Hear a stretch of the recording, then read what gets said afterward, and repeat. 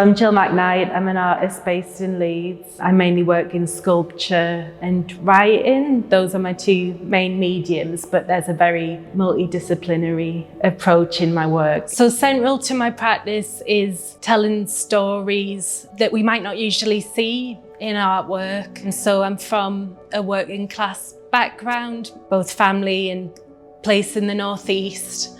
And growing up, I didn't see a lot of the things that were around me or the people around me like within culture. So it's really important to me to explore some of the lesser seen stories within art. So that might exist as everyday occurrences, but also things that might on the surface seem quite mundane, but that are like quite important or impactful moments in our lives. So during the residency, I've been thinking about water and vessels, sort of the things that contain water.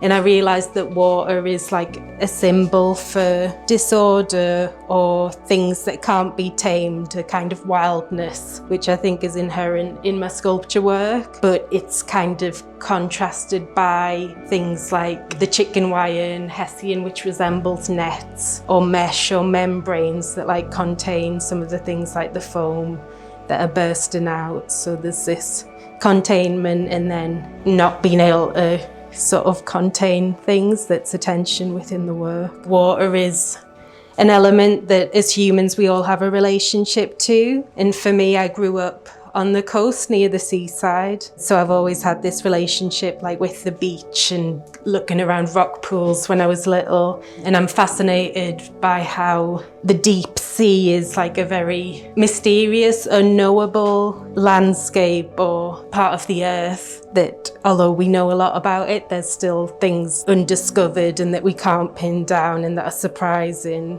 I really like this idea of floating and how it indicates that we are all like existing in relation to water, I suppose. And as well, there's an idea of this, all of the artworks being in flux, I suppose, which has been really key during the residency, this idea that they're not static or finished and that they might evolve and change or move about the space. That's been something that I've really enjoyed exploring during the residency, and I'd like to capture in the exhibition. A lot of the sculptures that I make, even though they resemble household objects or furniture, quite familiar items that we might use in our everyday lives, they are animated or brought to life by referencing parts of the human body. So there's often these limbs or hands that are holding different objects. They appear quite active.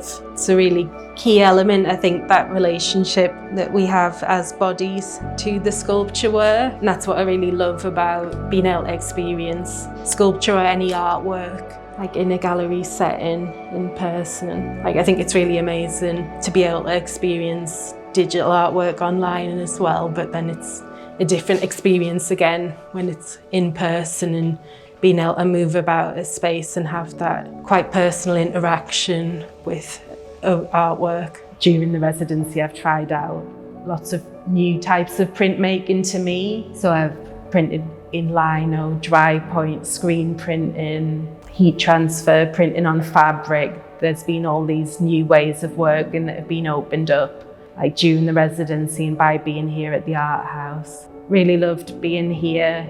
It's an amazing place to work. The community spirit is really lovely. I've enjoyed being in Wakefield as well and just getting a better sense of the community here surrounding the art house as well as within it. It's been a real privilege to be here for 2 months and to have the time and space to make lots of new work and to feel really supported by the team and everyone here. It's been really amazing, and I'm really excited to be showing work here as well, to see what visitors think of the work. Something that's really important to me within my work is the personal and the universal, and how, to me, there's a very strong link between the two. And it's interesting just to think about how the personal and universal relate. One thing that I've found definitely throughout the residency period and exploring these personal stories more is that the more you share your personal stories, even though they're very specific to you, they're often quite relatable, or there's certain parts within them that people will engage with and it will remind them of their own experiences. So I hope that there's images and stories that other people can recognise and connect with and think more about their own experiences as well when they see the work. I think art's incredibly important for us as humans. It's a place to get lost in and explore different emotions and feelings and ideas.